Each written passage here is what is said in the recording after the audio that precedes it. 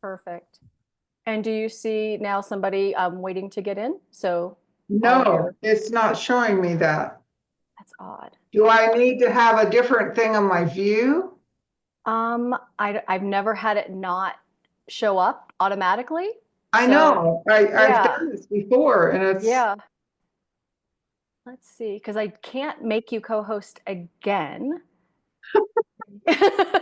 all kinds of people. It's dinging for me, but there's nothing to click on. Huh. Why don't we Because let the people in and Mhm.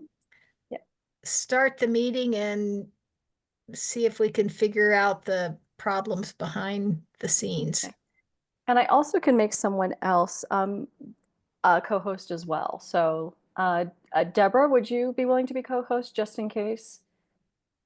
Because I can make both. My problem is there's nothing to click on to let people in on the Right. screen. Yeah, I Have- don't know why that would happen. I'm admitting people as we go right now. Great. So, yep. Yes. So that's why I'm just, Okay, I'm getting it now. yay, awesome, fantastic. Okay, wonderful. Welcome, everybody. We're going to go ahead and start our alternative voting methods statewide task force meeting. I'm Celeste Landry. Happy to have you all here. Here's our agenda for today, and I'm going to add one more thing on here, probably under upcoming events, just about the primary election reform study. So if I forget, somebody remind me. Okay, we do a few little things before we start the actual agenda. When you all signed in, you said you would be well behaved and honor the league speaking with one voice. So you already know this. Here's what happened at the February 10th meeting. We had a great presentation by Jen Clellan. She did an analysis of District 1's three-winner election in Portland. I recommend you go and listen to it if you want to see how single transferable vote, which is the proportional form of RCV, worked in Portland. We're going to continue. We're going to talk some more about the Voting Rights Act, the County Commissioner Elections Bill, and local efforts to educate city councils about proportional representation. So I see some new faces here. That's very exciting. We're going to do introductions. I'll stop sharing the screen so we can do that. Katina Frierson is the one who set us up today. Thank you very much, Katina. I'm Celeste Landry, and I'm going to stop sharing right now. And is there somebody who would like to run the... Deborah, would you like to call on people to do introductions? Sure. I would appreciate it. I'll start by introducing myself. So I live in Durango, and I've been sitting in on this committee for a year plus more, and I'm just very interested in work we can do to improve our voting methods. Pat, would you like to go next? Sure. I'm renaming myself since I'm only Pat Venturo instead of Frank and Pat Venturo. I've been involved with League for, hang on, I got to admit somebody else. I've been involved with the League for 25 years now and been on the voting methods team for whatever 2016 minus 2025 is.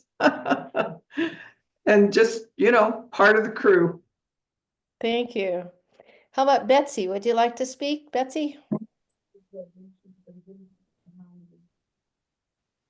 Sure, Betsy McBride calling in from Boise, Idaho, and I'm still a member of the Colorado League, but currently the co-president of the Idaho League, and joined the league in 1970. Thank you, Betsy. Sure. Dan Parker, Parcher. I said it wrong 2 ways. It's Yeah, Dawn Don Parcher. Parcher at Louisville. Go ahead. Yeah, Don Parcher, Louisville. I've been a supporter of instant runout voting for like 20 years, I think, but Yeah. first time attending this meeting. Thanks for being here. Sharon Flynn, do you want to speak? Yes, hi, Sharon Flynn. I'm based here in Boulder. I think I went to my first task force meeting in November last year, December, and then joined the league earlier this year and have been supporting Celeste on the work she's doing here. Thank you, Sharon. Britta Singer? Yeah, I'm Britta Singer. I'm from Boulder. I drop in occasionally because I think it's interesting. I don't actually contribute anything, but thank you for letting me come. Thanks, Britta. Let's see, Tom Alley. Hi, Tom Alley in Broomfield, Mm, but I'm part of the Adams County League of Women Voters. I've only been a member for a little while, a little over a year. But I've been interested in ranked choice voting since 2017 and helped form RCV for Colorado. great, thank you. Jesse Kuman? Hi, Jesse Cumin, Boulder. I've been involved in election reform formally for 10 years and informally since 2002. I saw where Celeste will be addressing Colorado HB 25-1265. I'm curious what her take was on that. I'm interested in proportional representation and the United States is a flawed democracy. I'm interested in full democracy for the United States. Thank you, Jesse, for the work you've been doing. Mark Baumhorst. Hi, thank you. I'm from Minneapolis, Minnesota. I've been participating in these task force meetings from time to time for the last 2 or 3 years. My focus is on presidential elections and the 50-year moonshot that is now the national objective to change the way we elect the president. So I'm here primarily because there's a conference coming up at the University of Denver that I'll be speaking at. So I wanted to give people a heads up about that in April 4th. Aha, great. Tony Larson? Tony, are you there? Yep. I'm here. I have to unmute. I have to undo myself. Yeah. I'm Tony Larson. I got here a little late, so I will say I'm with the League of Women Voters of Denver and have done a lot of things with the state league as well. And I was active in 131 campaign. Uh-huh. Let's see, we have Clayton King. Hi, folks. I'm Clayton King. I'm a recently furloughed USAID implementer working on democracy promotion in Eastern Europe. From Colorado, been in Colorado the last 15, 20 years, and trying to turn my attentions back to the US and do some good old election reform. So happy to be here to join everyone. Yeah, great. Nice to have you. Nice to meet everyone. Hopsky. Oops, hi, that's me. This is Jenny That's you. Hopkins. I'm mobile but parked, so don't worry. I am interested in election reform. I live in Inglewood, and I enjoy learning from you guys. So I am listening in. I can only stay for a half an hour tonight, but I wanted to listen in. So thanks for letting us all join. Oh, great. And so your name is really Jenny. It is. My name is Jenny, and Hopsky is a moniker. I forgot I have to change it. Okay, My sorry, last name I is just read it off Hopkins. the thing. No, it's okay. It's like a nickname. My maiden name was Okay. Kowalski, so we put them together. It's Okay, a family welcome. joke. Sorry. Nice to meet everybody. It looks like Wendy is the last one I can see. Wendy's note taker. Are you there? Oh, I'm not getting a response. Maybe Wendy Petrie sent her note taker and not herself. Otter? How about Otter? Nope. It's otter.ai, so it might be the name of her note taker. Who knows? Okay.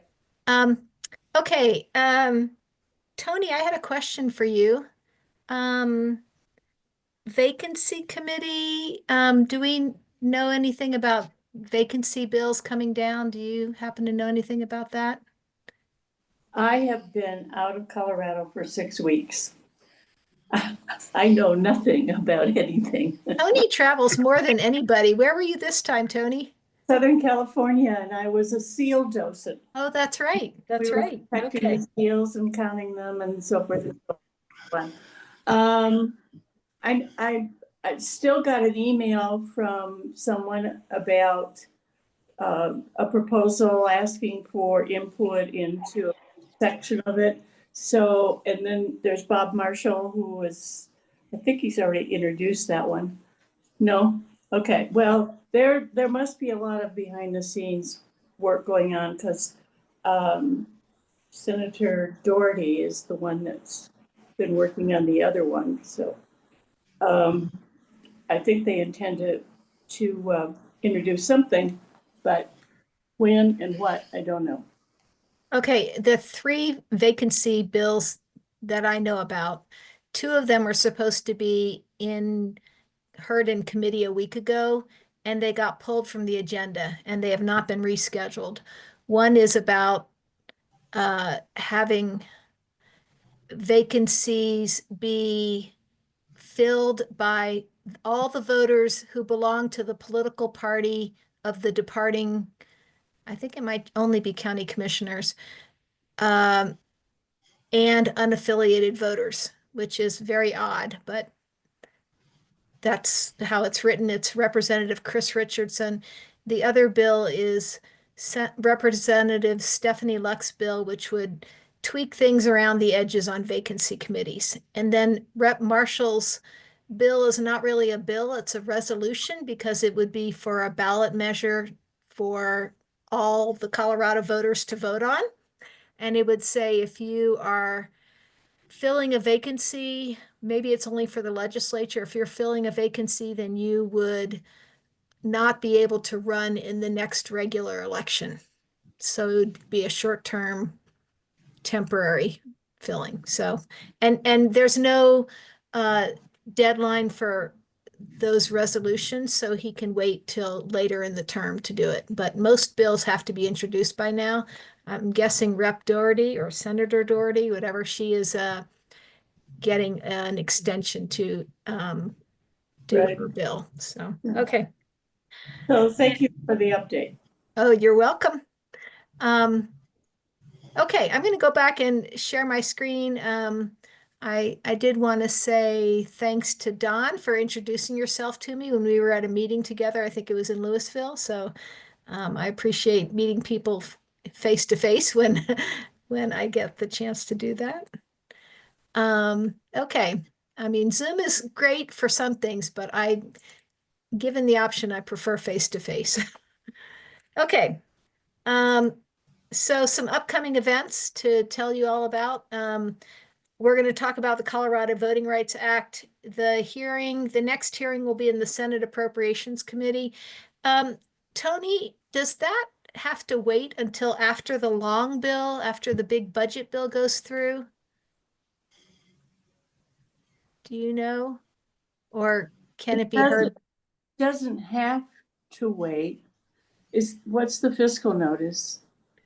I think it's 3.2 million Yeah, for the first year. probably. I mean, they do things differently all the time, but Okay. probably they would want to wait until after the bill is passed, or at least when they've decided upon how much extra money there's going to be that they could afford to fund this. Okay. So, so it got out of the first house. No, it only got out of the Senate Yes, State okay. Affairs Committee. Yeah, okay. So they're waiting for it. Okay. So just to let everybody know, the budget bill is called the long bill. And a lot of a lot of bills move through and then they get stuck waiting for the long bill to pass so that they can know if there's money to pay for the bill. And then I heard at the event where I met Don Parcher, I heard that the next year they can actually decide, oh, we don't have enough money after all, and not fund a bill that they've already agreed to fund. So I would be very frustrated if that were my bill. Okay, we'll talk more about the COVRA, Colorado Voting Rights Act, coming up. The 15th of every month, except July and August, there's a Proportional Representation 101 webinar by Fair Vote Canada. If you want to find out more about it, meet people who are interested in it, you can Zoom into that meeting. Yesterday, there was a showing of Counted Out, a film about math and democracy and empowerment in Longmont. And there's some free public showings through the Denver Public Schools, March 13th and 20th. You can, and April 22nd in Boulder. I highly recommend the film. I've seen it twice now. The www.countedoutfilm.com will list all the showings that are out there. And the first time I watched it, I learned, the things that struck me were that math is so important in our society and how it enables people to better their own lives, and how it shuts people out if you are math innumerate. If you don't do math or don't feel like you can do math and turn it off, you get shut out of society. But this yesterday when I saw it, I've realized that it's also advocating for proportional representation. They never use the words proportional representation, but they talk about two Harvard economists who created an austerity model, which was adopted by a lot of Europe after the 2008 recession. And it was a disaster for Europe. And there were problems with the model, but they didn't run it by a diverse group. They just ran it by themselves, and confirmation bias said it looks good. And a lot of people suffered because of that. And another quote they said during this film was, "Great minds think differently." And so I think it's really one of the main reasons I like proportional representation, is because you get a much better reflection of the entire electorate, and you have more voices at the table, and I believe you get better decisions. So I do strongly recommend that film. April 7th to 11th is Student Voter Registration Awareness Week. There will be some people in high schools registering students to vote, and you can start registering when you're 15 now. So that's pretty exciting, because it used to be 16, and they said, oh, all these students are going to get their permit when they're 15. Why don't we let them register when they're 15? So that's made life easier for the county clerks. Mark, would you like to talk about this? Yeah, thank you. Just very briefly. So there's this, as I mentioned in the introductions, there's a seminar, a symposium at the Denver University Law School on April 4th. They do that every year. This year, the topic is Modern Interpretations and Implications of the 14th Amendment. So there are various topics in the symposium that might be of interest to League of Women Voters. And so I want to let you know that's happening. It calls for a breakfast and a lunch and a dinner. So I don't know what the rules for registration are, or whether you could just come and listen to sessions if you weren't formally registered. I'll be trying to figure that out, and I'll get back to Celeste on that.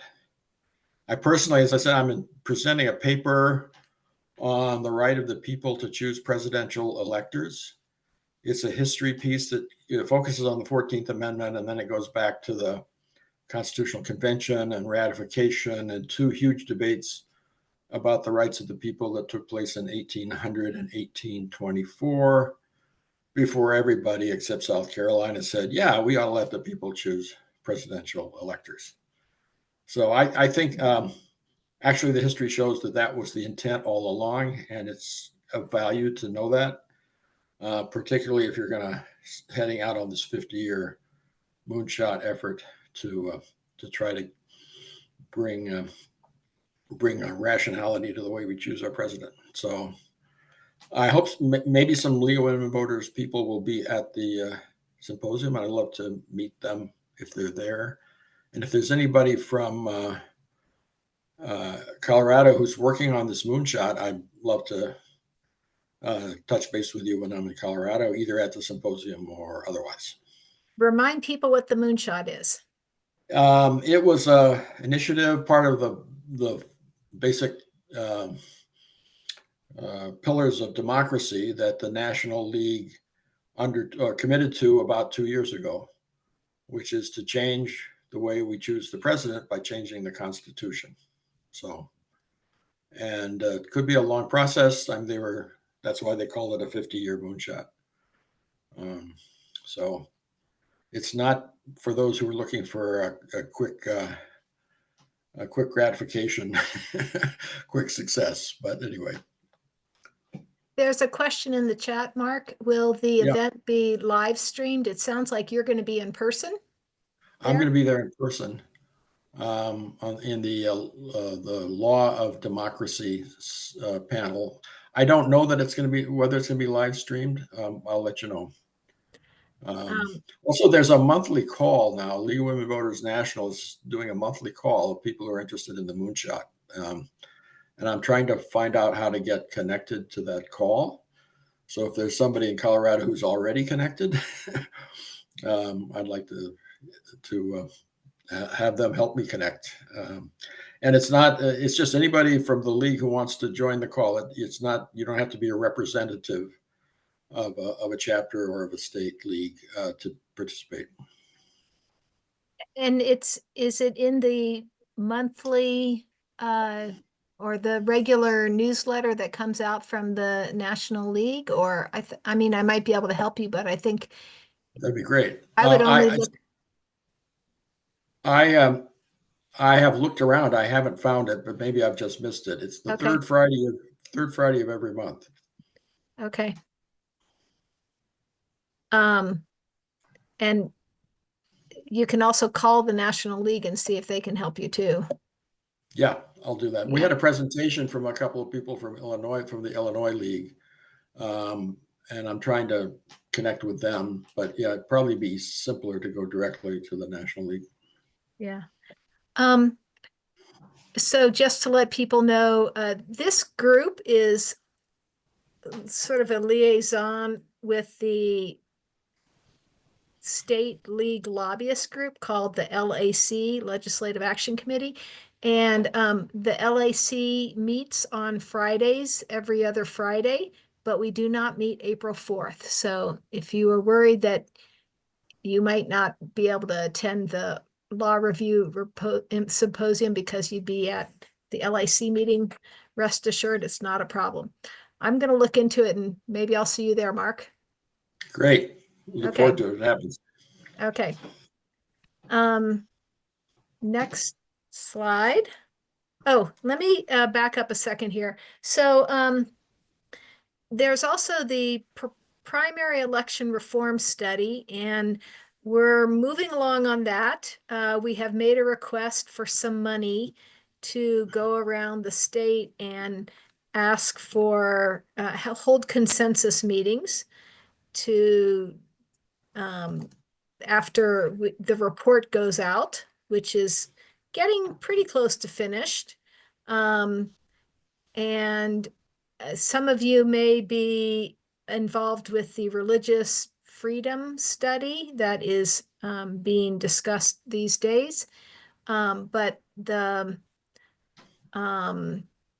anyway, wanted to let you know, like one of the things we're working on right now with the primary election reform study is some kind of graphics and better formatting so that the information is more digestible.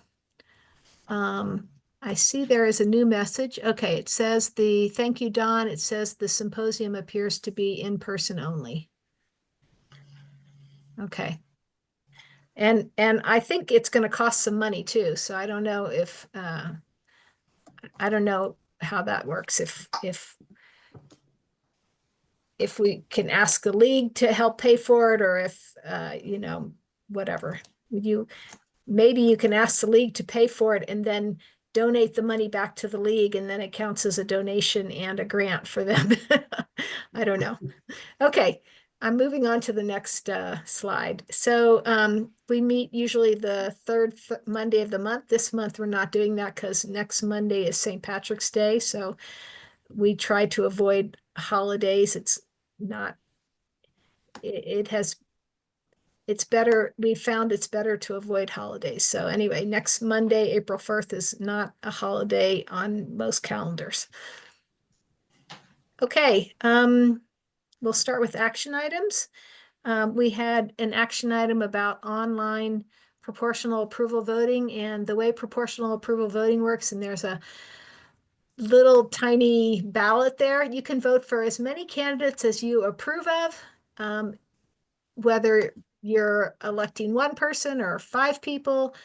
In this case, this would presumably be like a one winner ballot, but you could vote for 3 candidates. This person likes 3 candidates, so they're supporting, they would be happy if any of these 3 win. And Neil McBurnett, who's usually on this call, and Ruth Grace Wong from the League in California created an online proportional approval voting poll. Actually, I think Ruth did all the work. We did this because LWVUS uses online voting at its convention, but they don't seem to have any proportional voting for online. So I think the Maine League is working on League of Women Voters of Maine, the state of Maine, is working on single transferable vote and making sure LWVUS can use that. And meanwhile, Neil and Ruth were interested in multi-winner online voting for proportional approval voting. So, so there's a website right there, approvalvote.co, if you want to try it out. The way it works is the poll is given approvalvote.co/vote/ and then a number. And then the results are at approvalvote.co/results/ the same number. So there, it's a very easy format. And I was very pleased that Ruth is interested in moving forward with this and wants to have a workshop at the California State Convention in June to showcase the online voting methods. So I think that's the only action item that we had. So just a reminder about proportional representation. First, I want to emphasize that PR, or proportional representation, is the opposite of winner take all. In fact, what we should probably do in this pie chart thing is, instead of writing non-proportional, maybe we should write winner take all. I mean, winner take all is necessary when you are electing a single seat like governor. It's always winner take all. So it's winner take all is not necessarily a bad thing unless you're talking about a body, an elected body, like a city council or a legislature, school board, board of county commissioners. So Celeste, Betsy has her hand up. oh, great. Betsy, what do you want to say? So I have a question, Celeste. Do you have a sense, going back to the proportional method for voting at convention, is it going to be proportional by East and West, by new members, old members?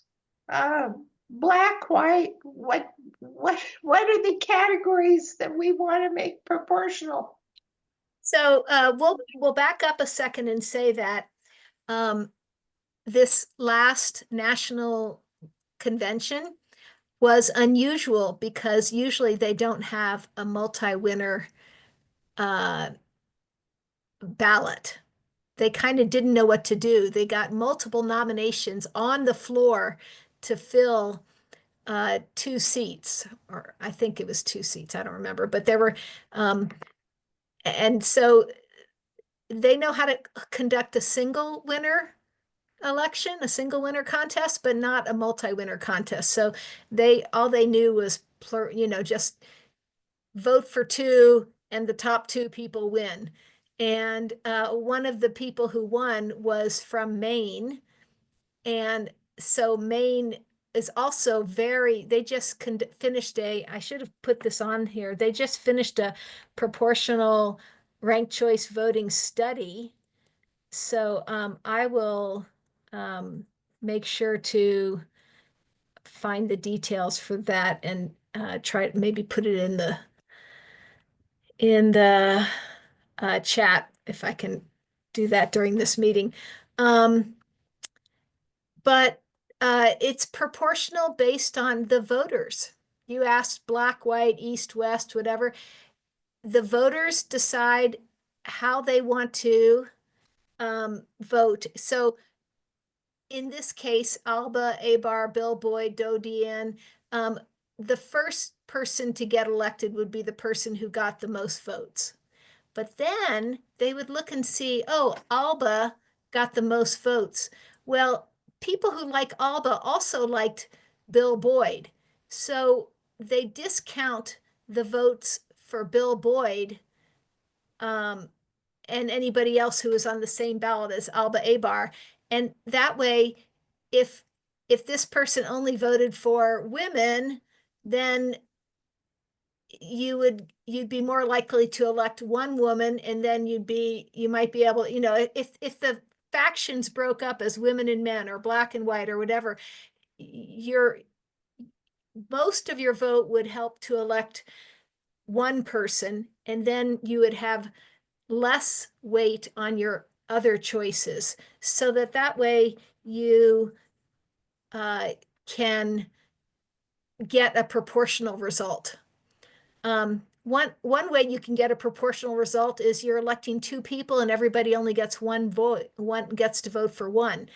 That's not a great way. Maybe it's more semi-proportional. It's called limited voting or single non-transferable vote. But the math behind it is the power that makes it proportional. So you look at how, and this is what Jen talked about last month when she talked about the Portland election. She said this, like there were multiple black people running in District 1 and only one got elected, and then a Latina got elected, and then a white guy got elected or something. So like in that case, if the people vote in a racially polarized way, you will be able to have each substantial minority group elect somebody based on the way the math works behind it. I don't know if I answered your question. Well, yes, in terms of understanding proportional approval voting, and Tony was on the national board at one point, but out of the dozen conventions I've been to, this one was an anomaly. The Right. nominating committee usually comes up with a full slate and people just vote to accept it. So Right. it's extremely rare that you would have, yeah. But we're called the League of Women Voters. It would be really good if we were ready for different voting Yes. situations. So, So I showed you the approval voting ballot up here. You can vote for all the people you approve of, you'd be happy to have elected. This is the result that you would get. All the proportional voting methods give you pretty much the same result. Maybe the last person elected, like if there are 5 seats to fill, maybe the last one would be slightly different for the different methods. I thought I had, oh no, okay. Later, I'm going to show you the ranked ballot called single transferable vote or proportional ranked choice voting. And we can look at that one. It looks just like the instant runoff voting ballot, but the tabulation is better because there are no wasted votes. So we'll move on to Colorado Voting Rights Act with PR, Senate Bill 25. This is the same slide we had last time, and it's important, this summary, that it says under COVRA, aggrieved individuals or organizations can file a civil suit against a political subdivision like a city or county, whatever, alleging voter suppression, voter dilution, or an unlawful voting prerequisite based on some characteristics listed here. The one that the better voting methods can resolve is the voter dilution effect. I said here that in proportional representation, you don't waste votes. So like in this example, this pie chart, suppose you got 40% dog lovers, 38% cat lovers, and 22% people who are allergic to pets.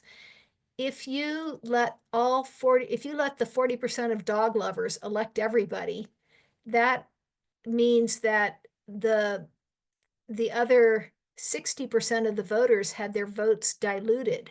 Instead, you could have a proportional result, and then nobody's votes are diluted. I mean, of course, if you've got one person who votes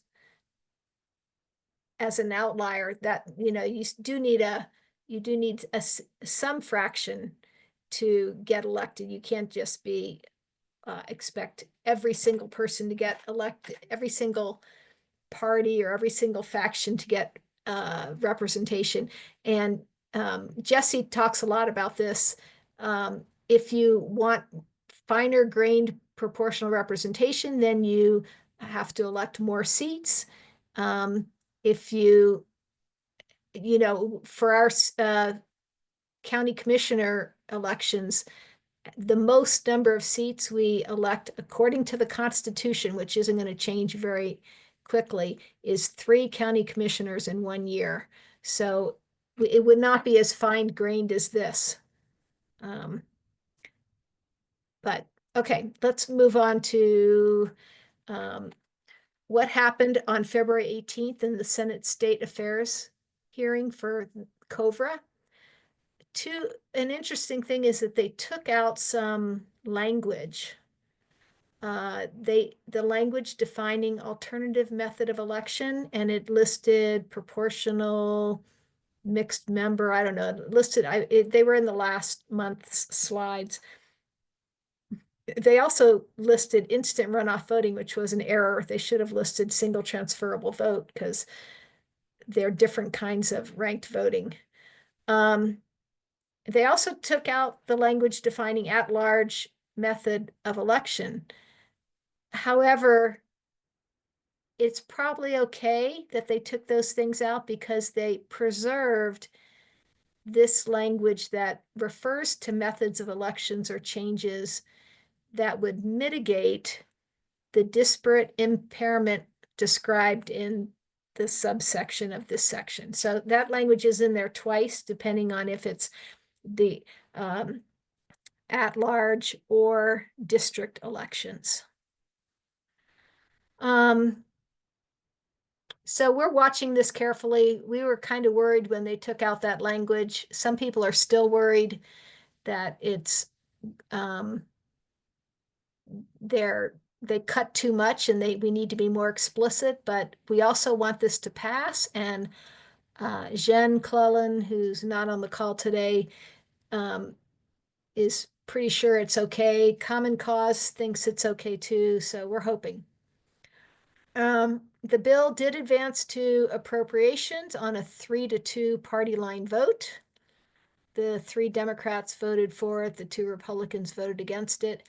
And the fiscal note for this coming year is $3.2 million. I think that is for 16 full-time employees, and then the next year it's for 22 employees. Here's the political situation. You can see this map. The blue states are states that have already enacted their own voting rights acts. The green states are the ones where they are considering voting rights acts. And the reason to do this is to ensure voter protections. We've lost some voter protections already, and I'm not an expert on this, so I hope I'm saying this right. We've lost some voter protections when was it Shelby County Supreme Court case took out the pre-clearance, and we're expecting other. I mean, we hear about laws being passed all the time right now or being considered to, which we, the league, think will suppress the vote or make it more difficult for people to have good representation. So I'm a little sad to see just a handful of states that are blue and green here. In Colorado, there was the news is reporting that local officials worry that COVRA could open new pathways for people to sue communities over elections. And 2 things that cause them, those local officials, some heartache are at-large seats. Like right now, most county commissioner seats are at-large. The entire county votes for them. And those at-large winner-take-all seats are subject to challenge under national and any state voting rights acts. And then the timing of elections is also a concern for local officials. And the League of Women Voters of Pikes Peak region already did sue the Colorado Springs, or the city of Colorado Springs, for holding their municipal contests in the spring and not in the fall, in November, when more people tend to vote. Does anybody know the status of that lawsuit? It may still be in limbo, but they elected a Black mayor in their last election, so it may be harder for the people challenging the timing of elections to say minorities are not getting a voice if they've elected a Black mayor. So any comment? Okay, any comments on the Voting Rights Act? Anything I missed that Tony would normally be on top of the Voting Rights Act, but she's been out of town, and Andrea was actually the main speaker, I believe, at COVRA Lobby Day. Common Cause organized COVRA Lobby Day, but Allie Belknap, the head of Common Cause, got sick. So I think Andrea ended up taking over for that event. Celeste, this is Sharon. I have a question. Yes. On the previous slide where it refers to the subsection that discusses, I forget, the disparate impairment. Yes. Is that subsection appropriately broad to include various things, or is it narrow? Well, that's the one that talks about vote dilution, voter suppression. I mean, I think it's mostly vote dilution that one talks about. Yeah. I can put in the chat the Senate, or this is from page 19. This quoted language here. Tony, could you put in the chat the link to Senate Bill 25-001. And then people could go to page 19 and see where it is, or maybe I can go there. Let's see.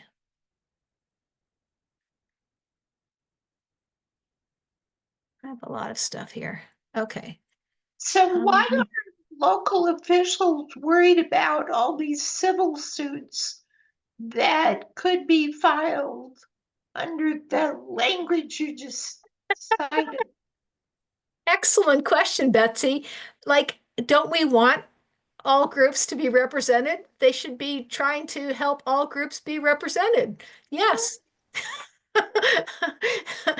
I mean, are they just trying to avoid lawsuits, or are they trying to do what's best for their jurisdiction? I mean, come on. I agree with you. Can you see my slide? This is page 19. Yeah, Clayton has his hand up too. Okay, you can see lines 9 to 12 refer to 2A, 1A right here, and 2A, 1B. So you can read lines 1 to 8 and see if that answers your question, Sharon. Okay, Clayton? Hi, I had a question about the fiscal note. You mentioned that it was 3.2 million in the fiscal note, and it would be for positions, starting with like 16 positions and growing over time. I wasn't clear on what those positions would be. Would those be enforcement officers, and where would those be housed? I don't think they're enforcement. I think they're, it comes out of the Secretary of State's budget, and I don't know much more than that. Do you know how to find a bill? Yes, I can dig through the bill itself. If you, I put it in the chat. and then if somebody could put that in the chat, I put it somebody- in the chat. Oh, great. Hi, Neil. Hi, Celeste. Sorry to be late. Okay. Great. Okay. So if you go to the link in the chat, that will tell you, it'll break down personnel cost, software, et cetera, et cetera. But I don't think it's legal cases. I don't think that's part of it, because that just goes through the regular system. Okay, shall I, Neil, why don't you introduce yourself while I get back to our slides? Hi, I'm Neil McBurnett, active in the Boulder League on voting methods and election integrity. And sorry to be late. We talked about you, Neil, Uh-oh. behind your back. We said that you and Ruth Grace, although Ruth had done most of the work, that she had, that your task was complete. Your action item is complete. Good work. Well, thanks to her, as you say. And there's still things that I think can use improvement, but hey, that's always the case. Okay. This next item on the agenda is the County Commissioner Elections Bill using PR.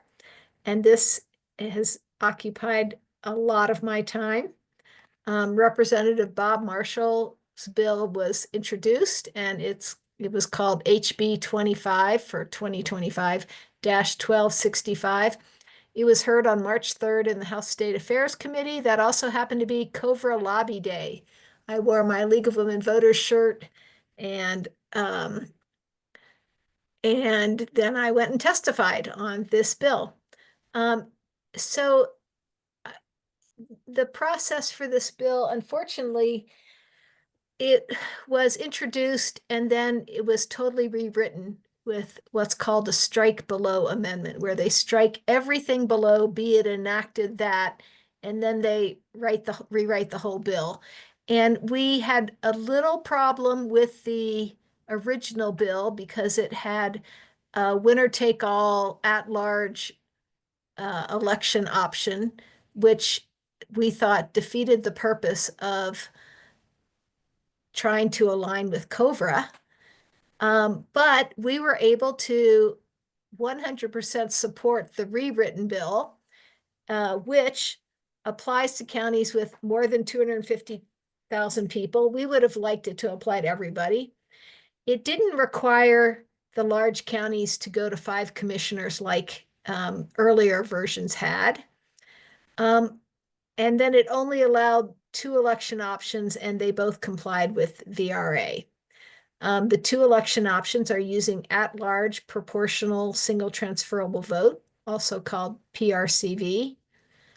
And the other option is all commissioners are elected by district. So in that case, if you had 5 districts, each voter would only vote for one of the 5 commissioners. And Jeffco really wants district elections. They were okay. Okay, well, let me get back to Jeffco in a minute. Here's what a ballot looks like. So I think there are 10 candidates here, and there are 11 candidates, and therefore you get to rank 11 candidates. And this single transferable vote method, your first choice is guaranteed to be counted. And if your first choice is eliminated, then your vote goes to your second choice. If your first choice is elected and they get over the threshold, and the threshold is based on the number of seats to be filled, if they get over the threshold, then those extra votes are not wasted. You get a portion of your ballot stays with your first choice, and then another portion goes to your second choice. So it's proportional voting methods are just wonderful that way. Okay, so people who spoke in favor of the bill included the former leader of Common Cause, who is also now currently the Jeffco County Clerk, who is also currently a candidate for Secretary of State, Amanda Gonzalez. Another person who spoke in favor was Boulder County Commissioner Ashley Stolzman. Nobody on the committee is from Boulder County. And during the speakers in favor spoke first. And during that time, there were some empty seats in the committee. People get up, they leave, they come out. I mean, even the bill sponsor left during part of this time when the pro side spoke. And it's a little disheartening, I think. It seems to me like people have already decided how the vote is going to go down, and it's a little disheartening. But I found it quite interesting that as soon as the opposition came up, there were county commissioners from Adams, Larimer counties, maybe another county or two, and some of the committee members were from Adams and Larimer counties, and every single seat was filled while the county commissioners from Adams and Larimer counties were talking. And I don't know if you all know this, but a lot of state legislators upgrade to county commissioner seats. They get paid a lot more than state legislators. And cynical me is saying they want to show respect to the county commissioners. And so they sit there and listen to the county commissioners speaking. The league was originally in an amend position, but we changed to in favor of the bill with the strike below amendment. America Votes testified to amend the bill to take out the ranked voting. And this was really hard for me to hear because America Votes is a strong supporter of COVRA, and in my mind, they should have been supporting the proportional ranked voting, but they said things like, oh, we aren't ready to do it. It's true, we aren't ready to do it. How are we going to get ready to do it? We're going to require the Secretary of State to set out the rules to do it. It was just frustrating. So then there was a hostile amendment. That means it was an amendment not supported by the bill sponsor. It was made by the vice chair of the committee, because committee members and bill sponsors can propose amendments. And that hostile amendment was to remove RCV from the bill. And a state statute never uses the word ranked choice voting altogether anywhere. And instead, they talk about ranked voting, and then they specify the two kinds that are allowed in statute. The argument that the hostile amendment sponsor made was voters rejected RCV in Prop 131, so RCV should not be in this bill.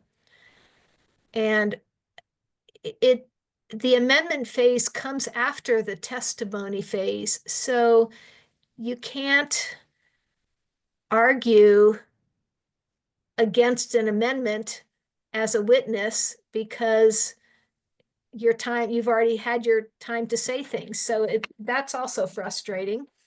The response to that argument is that Prop 131 just used winner take all instant runoff voting, and the kind of ranked voting in the Rep. Marshall's bill was proportional voting, proportional single transferable vote. So I did say this during my testimony that winner take all at large elections are bad, but proportional at large elections are great. I don't know that I think the lawmakers need a lot more education, and maybe one of the things we can talk about is what we can do to try to educate the lawmakers. Some other specious arguments against the bill. They said populous counties already have the option to go to 5 commissioners. Well, the response is yes, but they don't have the option to adopt proportional voting.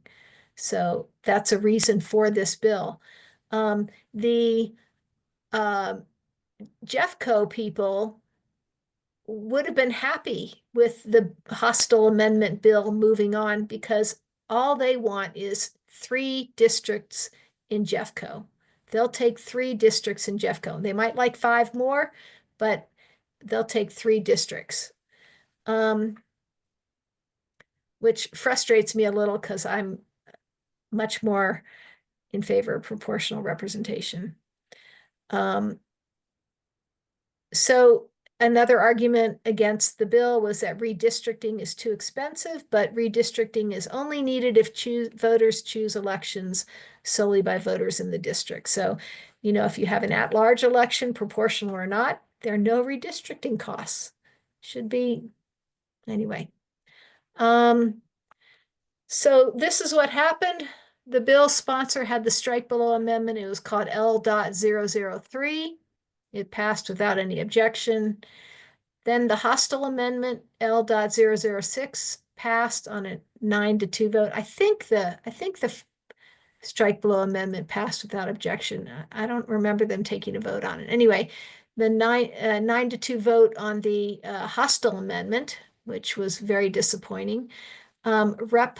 Michael Carter voted no because he didn't like the idea of a hostile amendment. And I talked to him on Saturday and tried to educate him a little bit on different types of ranked voting, but it's difficult. There are a lot of bills coming and they don't have time to learn all the details. So I don't know.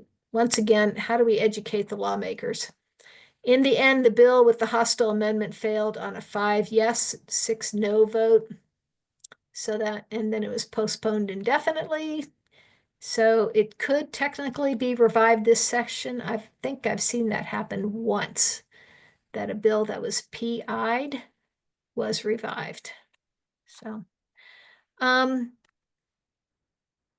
does anybody have any strategies for what to do next? I think I do want to say that an accomplishment is that proportional voting was considered in a bill this year. I'm very thankful to Rep. Marshall for putting it in a bill.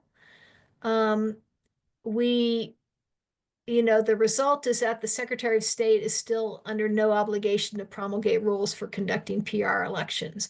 So we can write to the Secretary of State, we can write to our local cities, city councils, and ask them to write a letter to the legislature or to the Secretary of State. I know the Boulder County League has asked the Boulder City Council to write such a letter. But anyway, it's just frustrating. Some hope is that COVRA may yet pass, and COVRA allows for proportional voting. And as I was talking to Clayton earlier, the details matter, so we'd have to, we still need Secretary of State to work on the details. So as I said before, a big disappointment is that lawmakers don't understand proportional representation. It was not supported by those who claim to be strong COVRA supporters. So does anybody have any strategies on how it can get the lawmakers' attention and educate them? Tony, you've been around the Capitol more than any of us, I think. Do you have any suggestions, maybe?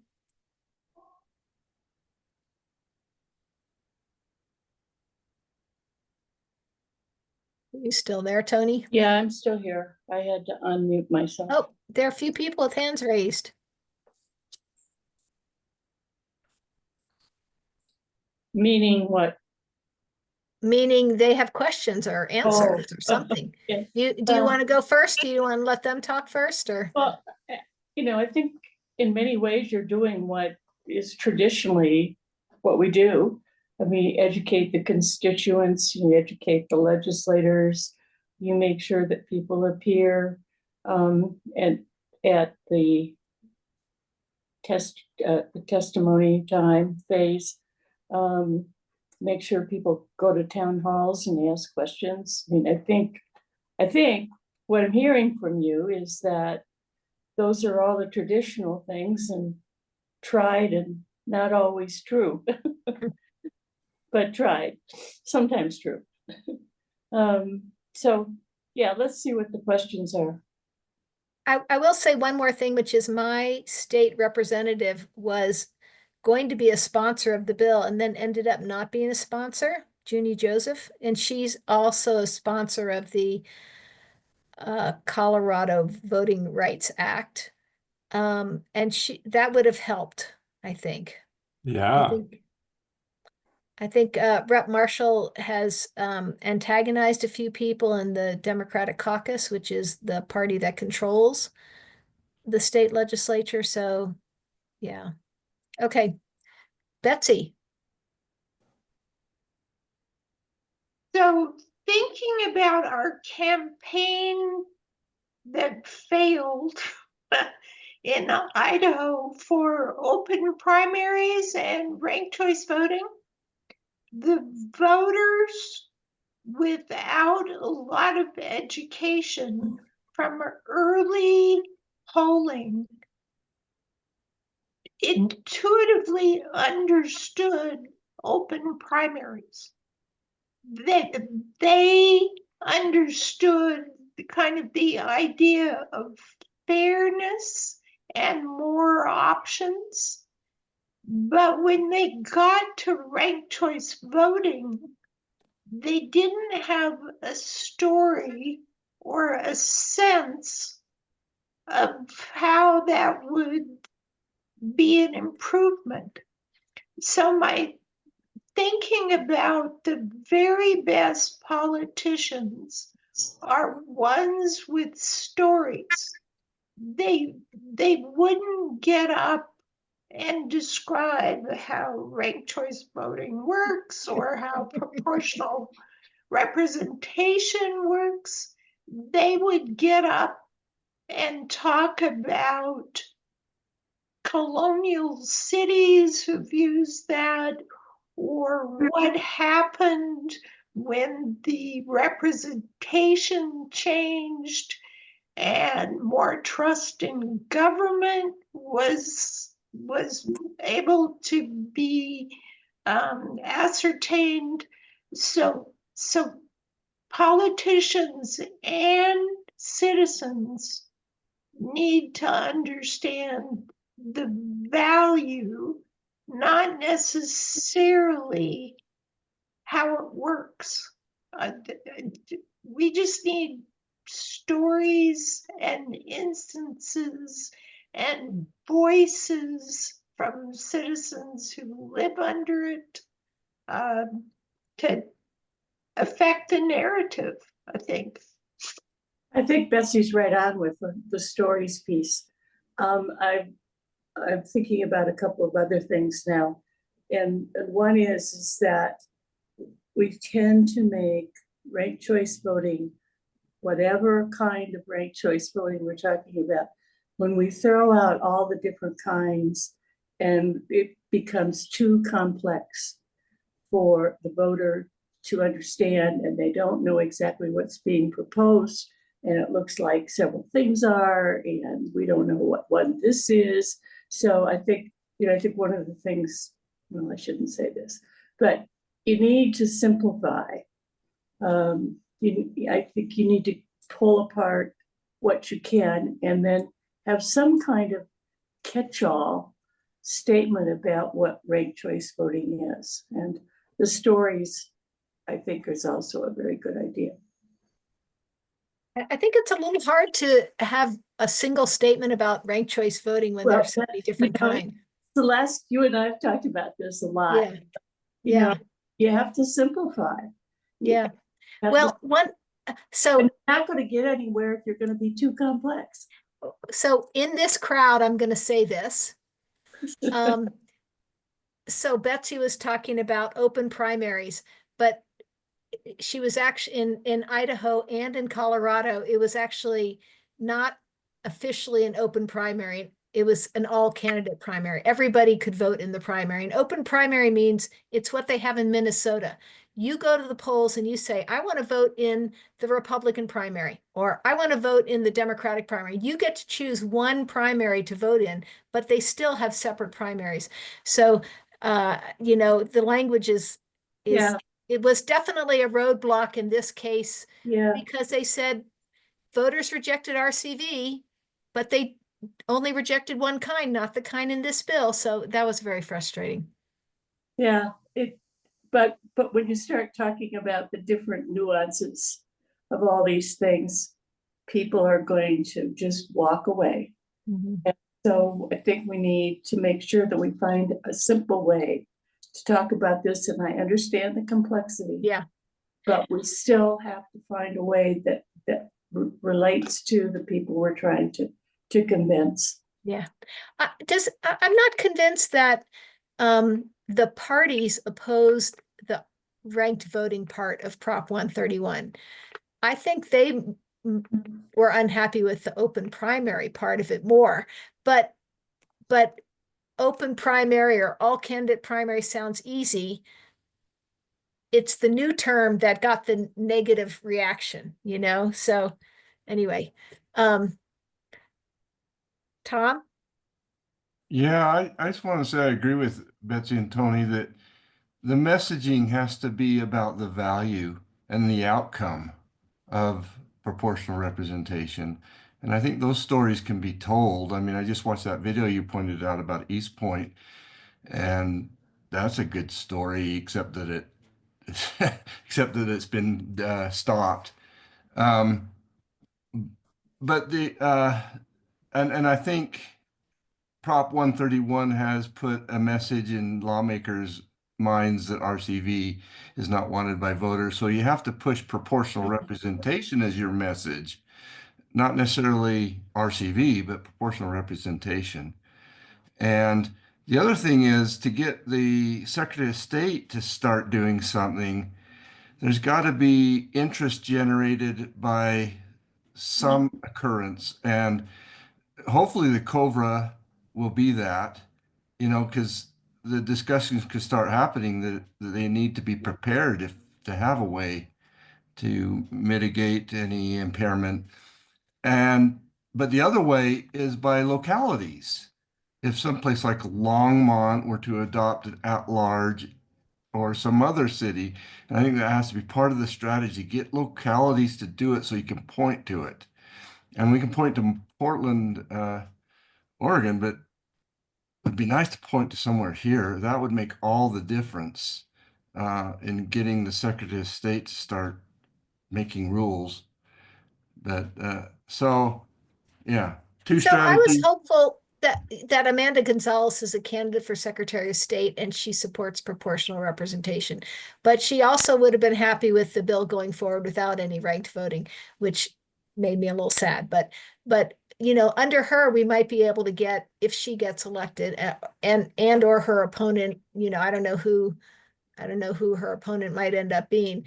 But it's a question we should be asking the Secretary of State candidates. Will you promulgate rules so that we can have a proportional voting method? Yes. Deborah?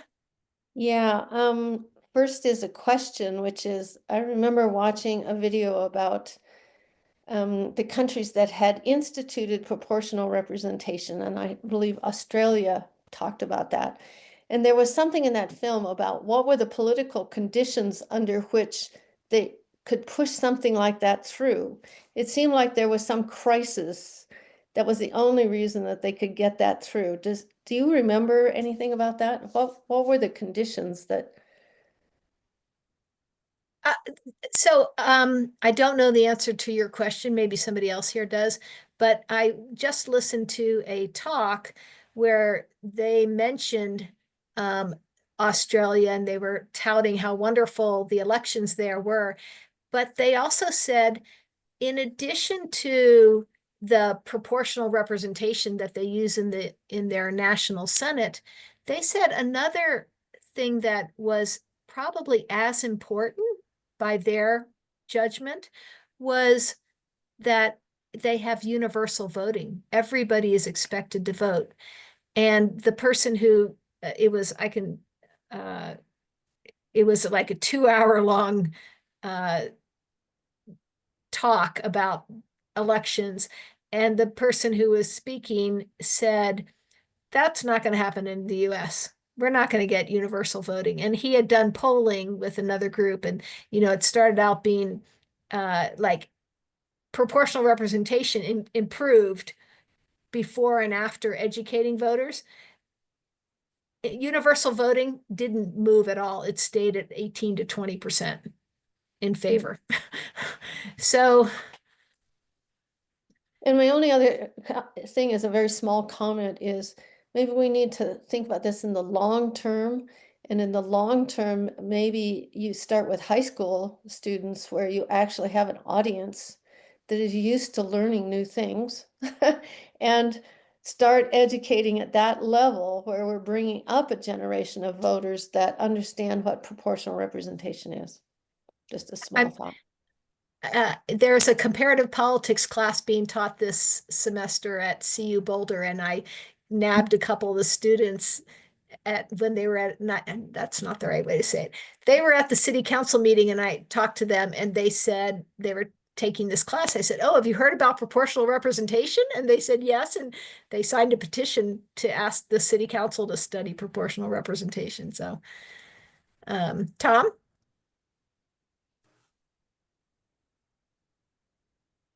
I just didn't lower my hand. Okay. Sharon? Hi. I think all those are really good comments. I'm helping Celeste edit the primary reform study, and believe me, making it a simple, you know, a simpler story is a big part of what I'm trying to help them do. But also, that said, you know, there's different audiences, and certainly for an internal paper for the League of Women Voters, there's got to be information about how it works, right, along with a elegant way of talking about things. But I'm familiar with New Zealand's story, and they moved to multi-member proportional representation in the 80s after a 10-year exercise that was driven by polarization between the two parties that were controlling parliament. So I also think that there's, what we're seeing happening around us creates a great platform, and that, why can't we think about doing things like seeing if Lee Drutman will come and do a session with the Colorado legislature or a group of interested people on proportional representation. So, bigger, sort of trying to grab a headline, getting someone in who's, more of a national figure that can talk to these things in sort of a simple way. The hard work still needs to be done, but I think there's an opportunity these days to sort of get it on the map, get it in people's heads. So I'm holding up a book by Lee Drutman called Breaking the Two-Party Doom Loop. Yeah, exactly. Yeah. And he is this book was about RCV, both the single winner but more importantly, the multi-winner proportional kind, the single transferable vote. But he is now thinking that that's complicated, and he wants to go to party list voting. And in fact, RCV for Colorado testified at the county commissioner bill hearing, saying, add also the option of party list, which is an option for county commissioners, because those are partisan offices. City council in Colorado is not partisan, so it's not an option for Colorado to do party list. So, and county commissioners run city elections, so you're still going to have that problem. So, yeah, but I'm not saying that he should come and talk about his entire book. He should come and talk about what he wrote in the New York Times article in January, right? That was elegant, simple, easy to understand. That's what, that getting a voice like a Lee Drutman talking that story about proportional representation for a broader crowd or select people in the legislature. And then he can go off and have geeky one-on-ones with you and Marcus and, and whoever else is interested. So I think there's, it can't just be a single, I think we've got to sort of think about audiences differently, right? Yes, we have to think about who our audience is, definitely. So one other thing about proportional representation and how it gets implemented is in the early 20th century, there was the progressive era. And so 24 cities in the United States adopted proportional representation, the single transferable vote kind, including the city of Boulder. We were the second city in the nation to adopt PR, if you will. And we had it from 1917 through 1947. Cambridge is the only city from that time period that still has proportional representation. Every other jurisdiction got rid of it because it was working too well and people didn't like some of these diverse voices on council. But there seems to be a movement now. There are 6 cities right now that are using single transferable vote. There are 3 more that are slated to use it. They've adopted it. They haven't started using it yet.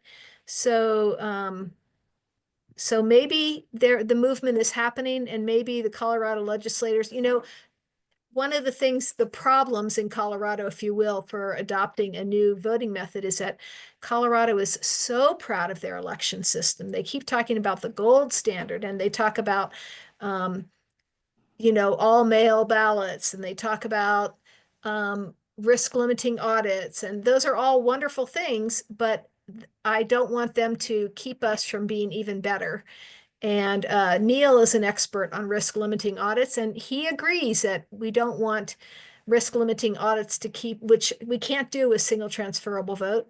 We don't want risk limiting audits to keep us from adopting a proportional representation method.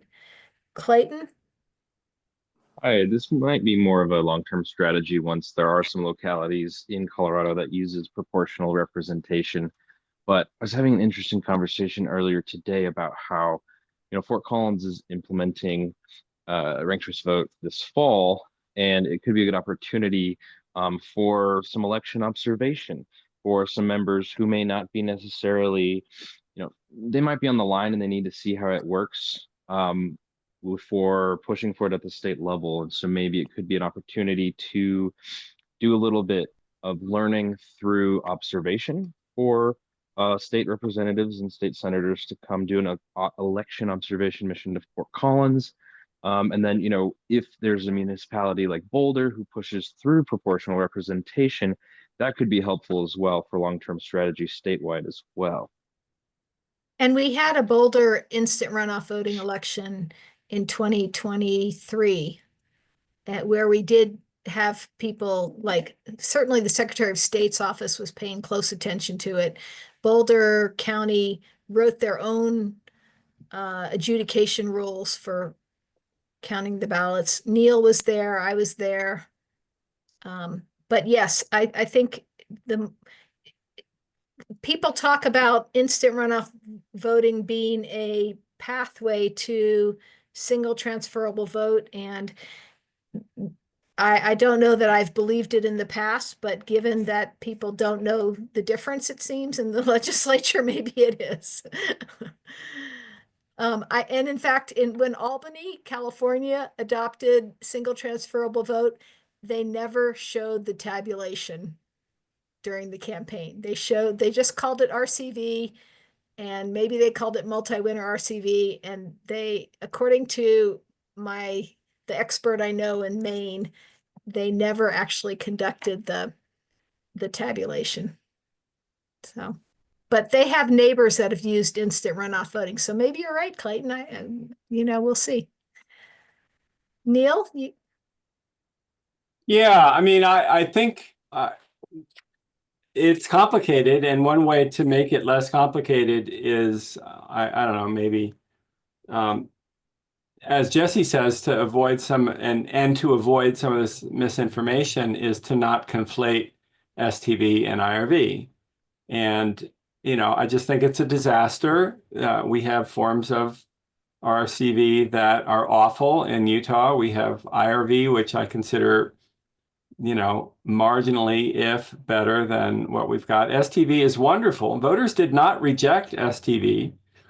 So observing Boulder or Fort Collins elections with IRV is observing a different thing. And especially now that quote unquote RCV is tainted with a rejection by voters, I think we really have to be careful and focus on the term proportional and focus on places where they've implemented it and where we'd like to implement it. So I don't know. It's hard. I'm not saying that there's an easy approach, but Celeste has been a champion of trying to clarify that RCV is kind of a misleading marketing term, and there's a lot of forms of ranked ballots that are not according to Fair Vote RCV because they do board account or other things. So it's a mess when people think they're simplifying by adopting common language, which misrepresents what's happening. You can go to the article that I put in the chat to see little videos of all different kinds of ranked voting, some RCV and some not. We don't have very much time left, and I'm going to go back to where we were. Whoop. Let's see. How do I get there? Here we go. I want to show you all this. You can create your own proportional STV election. So why don't I just copy this and put it in the chat? Let's see if I can do this. Here's your own STV. Oh, no, that's not right. It's so nice not to have to. This is what I want right here.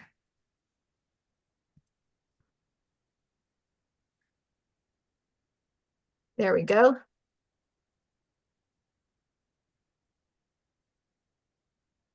Okay. Oh. So that should be in the chat for you. So try it out. That's what I recommend. Just to finish up for today, I wanted to say that Boulder and Longmont are still working on their local effort to get their city councils to do something about proportional representation, and the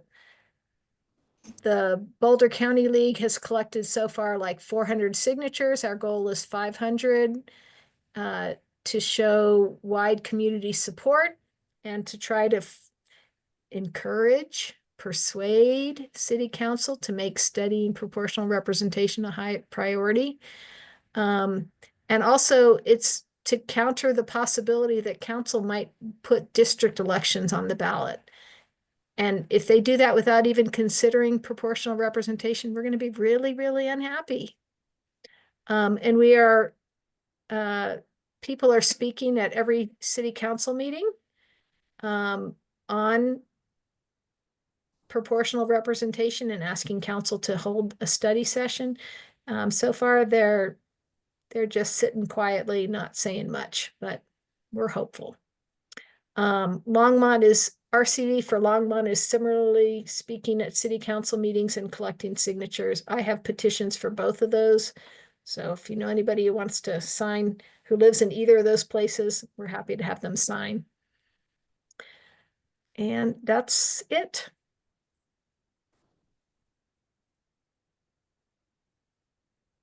Great job, Celeste. I think next time sorry. maybe Sharon and I will have something, maybe we can show the graphic that we want to, one or two of the graphics that we want to put in the primary election reform study and run them by this group. That would be, you all would be a good audience for that, for first pass. So. Oh, I was going to mention the main study. Yes, let me see if I can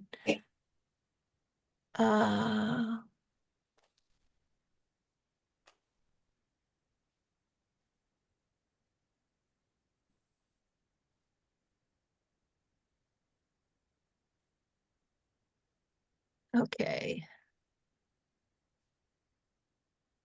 I'm looking for the main study.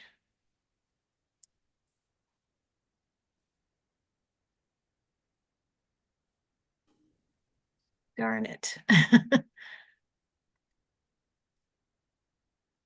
Okay, I think here it is. It's very easy to remember it. Whoops. Sometimes copying doesn't hear my copying the first time I do it. Let's see if it got it this time. Yes. Okay, so it's lwvme.org/PRCV. Very easy to find the main league's PRCV study. Thank you, Don, for reminding me on that. I actually haven't read it yet. I got lots. We're all busy. I'm collecting signatures. So thanks, everybody. Hey, want me to stop the recording? Sure. Thanks, Celeste. Thank you, Celeste.